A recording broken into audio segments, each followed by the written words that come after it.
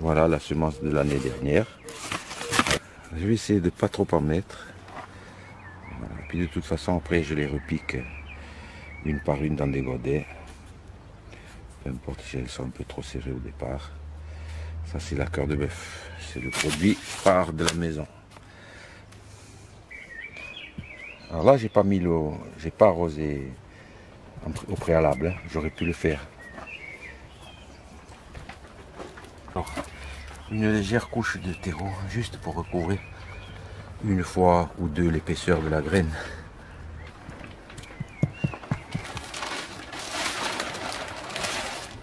Et là maintenant, lorsque je vais arroser, ça va flotter, ça va remonter un peu en surface, mais bon, il n'y a rien de dramatique au fait de les voir remonter.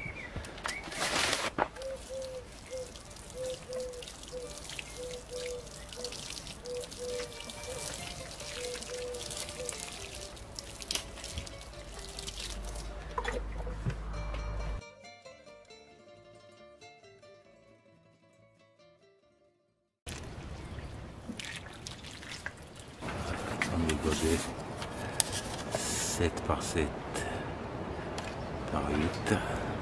Bien, comme lorsqu'on fait à la plage, on n'a pas trop mouillé, voilà, toujours bien tassé.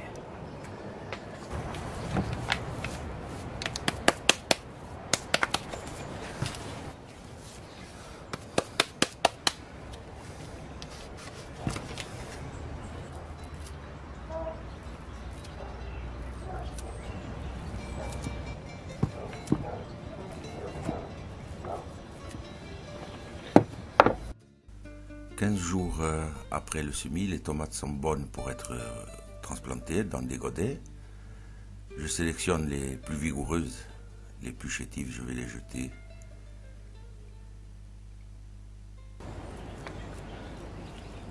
Alors j'appuie toujours un petit peu dessus pour chasser l'air, pour que ça reprenne mieux.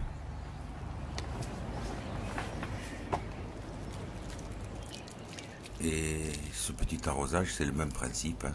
Ça va chasser le résidu d'air qu'il pourrait y avoir dans les mottes. Vous verrez que ça va reprendre vite et bien.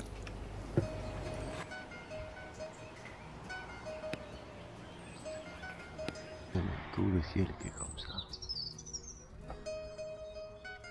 C'est impressionnant.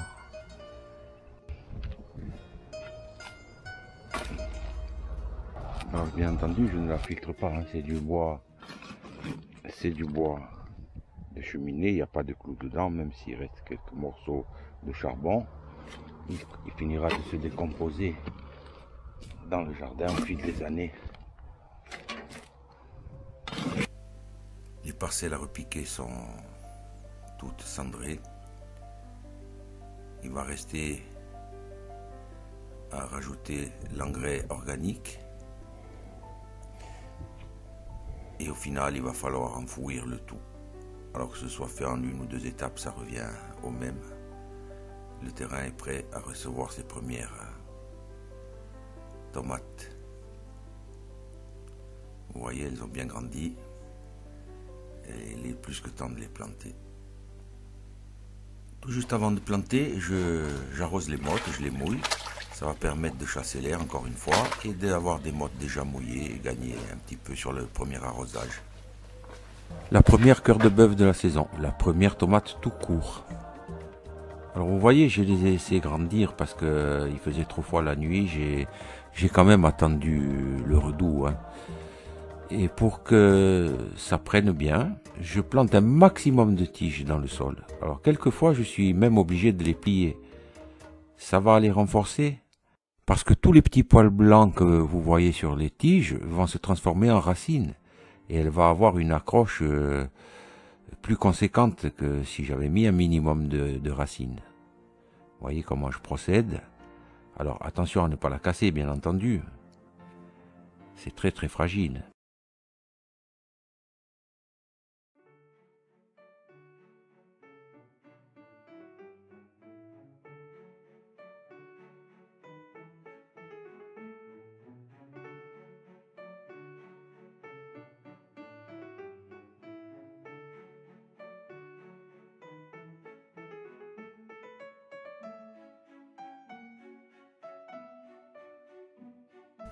Sur ces quelques images qui suivent, nous allons voir l'évolution au fil des semaines, au fil des jours qui passent. Pour l'instant, jusqu'à présent, tout va pour le mieux.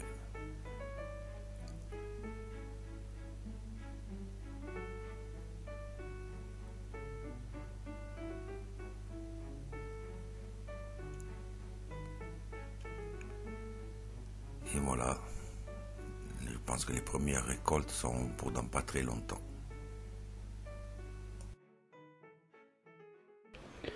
Je choisis toujours un jour où il fait sec et un jour où la prévision météo est bonne, hein, parce que je ne vais pas créer des blessures sur les pieds de tomates. Ça pourrait être une porte d'entrée au mildiou. Elle va nous refaire bientôt la floraison et elle va nous refaire des fruits. Après, si on veut, on peut ne pas tailler. Il y a plusieurs écoles. L'an dernier, moi, j'ai fait l'essai de ne pas tailler sur certaines tomates et chez moi, ça n'a pas très bien réussi. Alors, ce que vous voyez là, si on arrive à le voir bien sur le film, c'est la taille normale.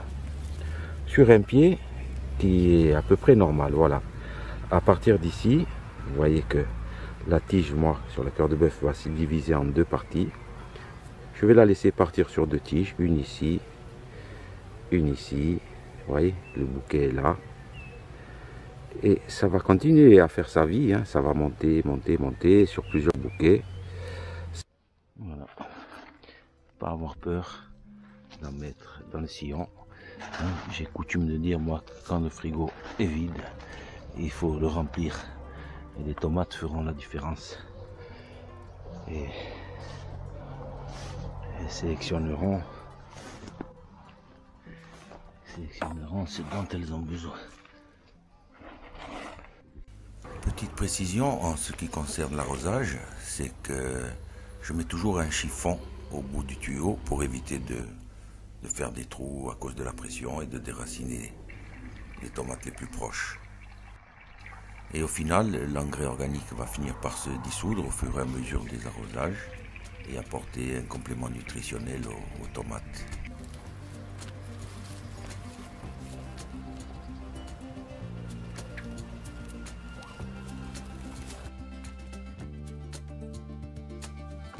Là, nous sommes fin juillet, hein, c'est quasiment bientôt la fin.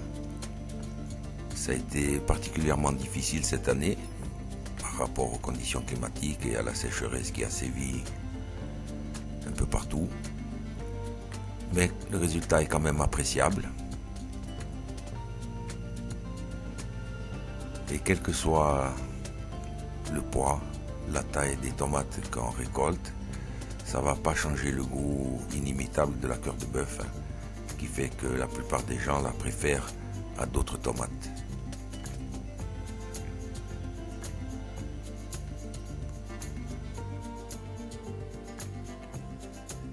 Et pour terminer, si on veut refaire sa semence pour l'année prochaine, eh bien on s'y prend comme vous voyez ici.